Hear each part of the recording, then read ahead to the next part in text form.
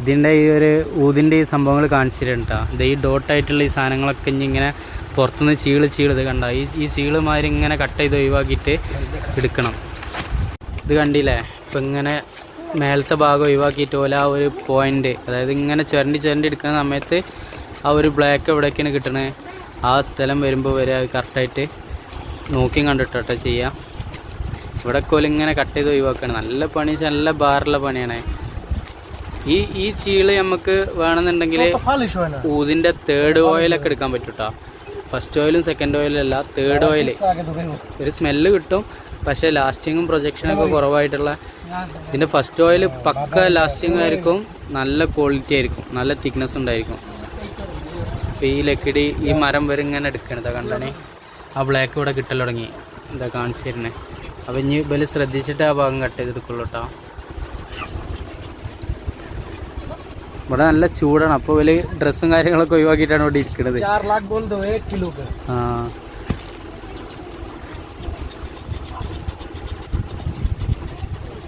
കത്തി മൂർച്ചം കൂട്ടണം നോക്കിയിട്ടാ എങ്ങനെയാന്നുള്ളത്.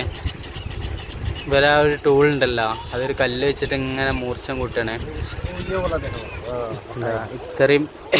ഇത്രയും മൂർച്ചം കൂട്ടി വെച്ചിട്ടുണ്ട്. ഇതൊക്കെ ഒന്ന് കയ്യുമ്പോൾ തട്ടിയാൽ ക്ലീൻ ആവട്ടോ. ഞാൻ ജസ്റ്റ് ട്രൈ അടിച്ചതാണ് ഇതിൻ്റെ കയ്യുമ്പോൾ കാണുന്നത്. ഇതൊക്കെ കേട്ടോ, അങ്ങനെ ഓരോന്ന് ട്രൈ അടിക്കുന്നുണ്ട്. അപ്പോൾ എൻ്റെ കയ്യുമ്പോൾ വന്നിട്ടുള്ള മുറികളാണിത്. മുറിയായിട്ടില്ല, പക്ഷെ ഇതിങ്ങനെ ചെയ്യുമ്പോൾ നമ്മളെ കയ്യുമ്പോഴൊക്കെ തട്ടാനൊക്കെ ചാൻസ് ഉണ്ട്. നല്ല ശ്രദ്ധിച്ചിട്ട് വേണം ചെയ്യാനും. ഈ ഒരു ടൂളാണ് ഇവർ ഫസ്റ്റ് ഉപയോഗിക്കുക. പിന്നെ ഇങ്ങനെ ചെറുതാക്കി ഈ സാധനം ചെറുതാക്കി വരുമ്പോൾ അതിനനുസരിച്ച് ടൂളും ചെറുതാക്കട്ടോ. ലാസ്റ്റ് പിന്നെ ചെറിയ ടൂൾ വെച്ചിട്ട് അതിൻ്റെ വെള്ളം കളയുന്ന പരിപാടി കഴിഞ്ഞ വീട്ടിൽ കാണിച്ചില്ലേ, അതിലും ചെറിയ ടൂൾ ഉപയോഗിച്ചിട്ട് വീണ്ടും നമുക്ക് ചെയ്യാൻ പറ്റും.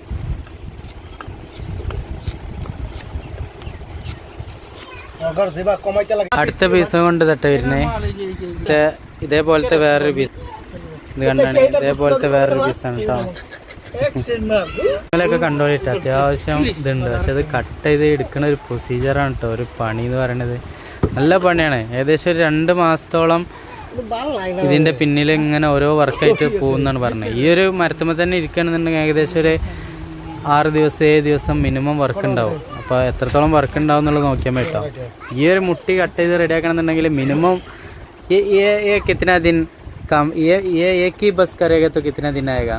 ये हाँ वो अभी निकल जाएगा 2-3 घंटा में वो निकलेगा। फिर बाद में वो पूरा इधर बाद में वो जो चाप मारेगा इधर, वो बाद में 3 बटन मारेगा इधर। अब ये 3 बार मारेगा ये वाला काम। एक बार वो एक्स होता है, बाद में अभी कर रहेगा, बाद में करेगा, बाद में एक्स को तो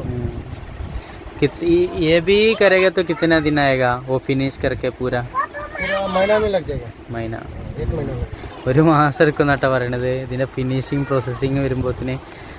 അപ്പോൾ എത്രത്തോളം വർക്ക് ഉണ്ട് എന്നുള്ളത് നോക്കിക്കോളിട്ട് ഞങ്ങൾ.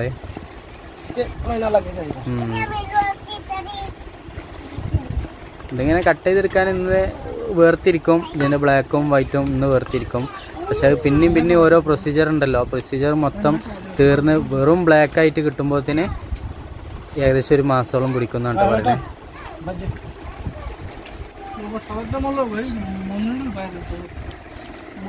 അങ്ങനെ സംഭവം അതാ കുറച്ച് സമയത്തിന് ശേഷം നമുക്ക് കിട്ടിയിട്ടുണ്ട് കേട്ടോ.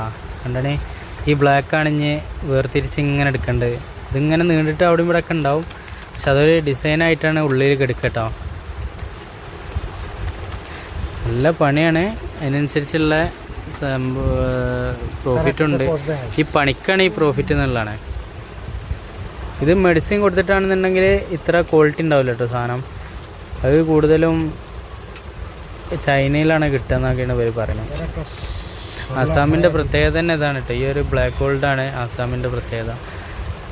അതാണ്